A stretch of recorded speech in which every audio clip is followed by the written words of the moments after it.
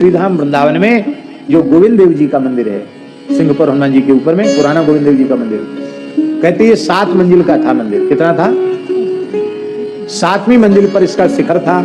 शिखर के ऊपर कलश था और वो कलश एक इस प्रकार का दिव्य कलश था, वो एक मणि की मंजूषा ही थी कलश, और उसमें छिद्र थे, और उसी के भीतर रात्रि को सायंकाल को एक दीपक प्रज्वलित किया जाता था, बड़ा मोटी बत्ती वाला दीपक उस मणि मंजूषा में।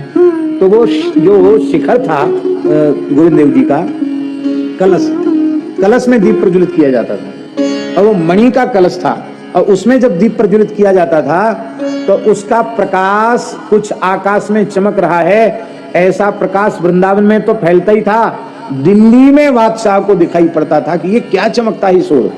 उसने कहा ये क्या है? बोले हिंदुओं का एक मंदिर है गोविंद देव जी का, और उस मंदिर के कलश में ये दीपक जलाया जाता है, रोज शाम को शिखर प्रदीप जलाया जाता है, और वहां वृंदावन में चारों ओर तो प्रकाश उसका होता ही है, उसी की चमक आपको द्वितीय चंद्रमा के जैसी आकाश में दिखाई पड़ रही है।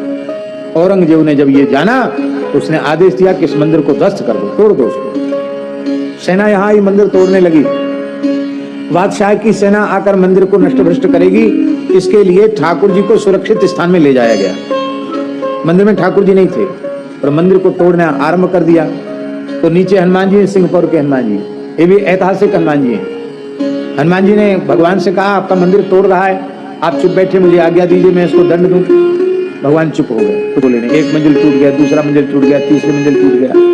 वो तो नामो निशान मिटाना चाहता था।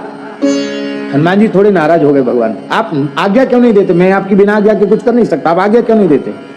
भगवान ने कहा सतयुग भी हमारा बनाया है, वो कलयुग भी हमारा ही बनाया हुआ है, इसलिए तुम्हारा जो मन आवे सो करो, हम कुछ नहीं बोलेंगे। भगवान क्या बोले हनुमान जी से कि सतयुग भी हमने बनाया, कलयुग भी हम नहीं बनाया, इसलिए तुम्हारा जो मन हो सो करो, हम कुछ नहीं बोलेंगे। तो बोले अच्छा, हमको इतनी तो अनुमति है कि जो तुम्हारा मन हो सो करो। हाँ, उतनी अनुमति तो है। तो इन्हीं हनुमान जी ने गर्जना की, सिंहपुर के हनुमान जी ने गर्जना की, सिंह गर्जना की, यहीं से गर्जना की, और जितने सैनिक सिपाही मंदिर तोड़ने आए थे, हनुमान जी की गर्जना सुनकर सब धड़ाम धड़ाम ऊपर से गिरे, सबकी मृत्यु हो गई, एक भी जिंदा नहीं बचा, सब मर गए। घबरा गया, बोले भैया आप मंदिर तोड़ने का विचार छोड़ दो, वृंदावन की ओर मुंह नहीं किया औरंगजेब। तो इन हनुमान जी ने गर्जना करके बचाए थे मंदिर, नहीं तो नाम निशान नहीं मिलता मंदिरों का। सिंहपुर के हनुमान जी आप लोगों ने दर्शन किए ना, बड़े प्राचीन, वृंदावन के सबसे प्राचीन हनुमत विग्रह वही है। बोलो भक्त श्री हनुमान जी महाराज की। और हनुमान जी बड़े चमत्कारी हैं। हाँ, आप अनुभव करके देख लें। जिस समय ये राम जन्मभूमि का बड़ा भारी आंदोलन चल रहा था, तो हम सुना तो हनुमान जी को कोई कामना नहीं थी कि हमको अमुक वस्तु की कामना, इसलिए हम हनुमान जी को वाल्मीकि रामायण का मूल पारायण सुना रहे हैं, ऐसी सुना रहे थे हनुमान जी की प्रसन्नता के लिए। लेकिन उस समय इतना भयंकर वातावरण था, जब वो टूटा है ढांचा, विवादित ढांचा, उस समय बड़ा विचित्र स्थिति थी देश की, लगता था, क्योंकि अखबार भी उसकी घटना से भरे पड़े, कितने लोगों को बंदी बनाया गया, कैसे गांव के गांव, नगर के नगर जेल बन गए, आपको सबको पता ही होगा। तो कोई भी घटना घटती है तो उसका प्रभाव तो सबके चित्त पर पड़ता है। हमारे चित्त पर भी उस घटना का बड़ा प्रभाव पड़ा। और बोले फिर भी लोग कहाँ कहते थे परिंदा पर नहीं मार सकता, और वहां बड़ी संख्या में लोग वहां पहुंच गए और अपने नाम सवेरे सिंहपुर हनुमान जी को पाठ सुनाने गए थे। पुराने महंत जी बड़े प्रेमी थे, हमको भीतर ही बैठने की अनुमति दे देते थे। तो भीतर वाला एक भगवान का गर्भगृह है, उसके बाहर एक छोटा घर है, जगमोहन छोटा, उसमें बैठ करके हम पाठ करते थे। तो पता नहीं क्या हमारे मन में आया, हमने हनुमान जी से कहा कि हमने कुछ मांगा तो है नहीं आपसे कुछ नहीं मांगा, केवल आपकी प्रसन्नता के लिए आपको वाल्मीकि रामायण सुना रहे थे, लेकिन अब हम आपसे मांग रहे हैं। क्या मांग रहे हैं? ये मांग रहे हैं कि जैसी गर्जना करके आपने ये दुष्टों को दंड दिया, ऐसी कुछ अपनी ताकत लगाइए और आज ऐसी कृपा कीजिए कि वो ढांचा खत्म ही हो जाए, कि हत्या की जड़, जाने कितने लोगों का नाम, कितने लोगों के प्राण लिए इसने, कि ढांचा खत्म हो जाए तो अच्छा, ऐसा मन में संकल्प लिया।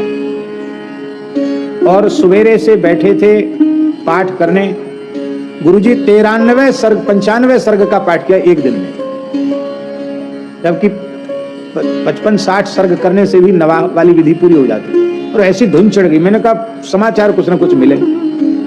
और जैसे ही 93 या 95 सर्ग हुए,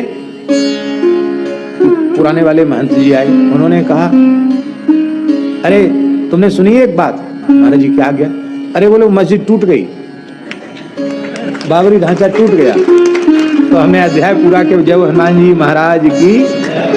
हम ये नहीं कहते कि हमारे कहने से टूटा, लेकिन इतना हम जरूर कहते हैं कि हमारा अपना ऐसा विश्वास है कि हनुमान जी के अनुग्रह से ही वो गिरा, नहीं तो महाराज इतना मजबूत इमारत कैसे गिर सकती थी? नहीं गिर सकती थी। हनुमान जी ने, और हमारे वृंदावन वाले हनुमान जी ने गर्जना की, जरूर गर्जना की होगी।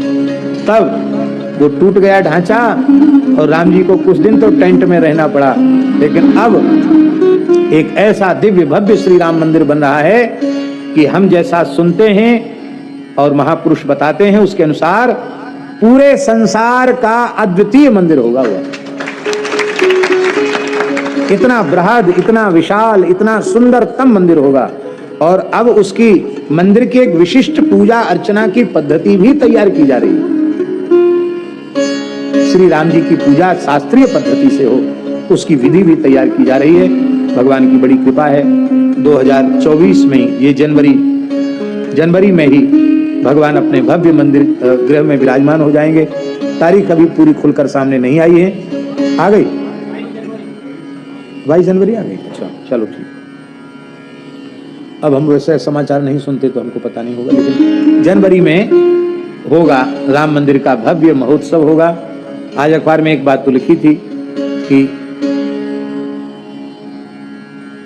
बाहर के भी बहुत से विशिष्ट अतिथि आवेंगे, प्रधानमंत्री तो होंगे ही, तो इसलिए 5000 लोगों की लिमिट रखी गई कि उस भीतर में प्रवेश पा सकेंगे उत्सव में।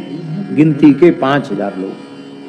5000 भी कम थोड़ी होते, बहुत होते हैं। और बाकी फिर आगे पीछे दर्शन तो सबको मिलेगा। मंदिर बन गया तो सबके लिए खुला है, दर्शन होगा। बड़ी सुंदर बात है। बोलो भक्तवत्सल भगवान की जय।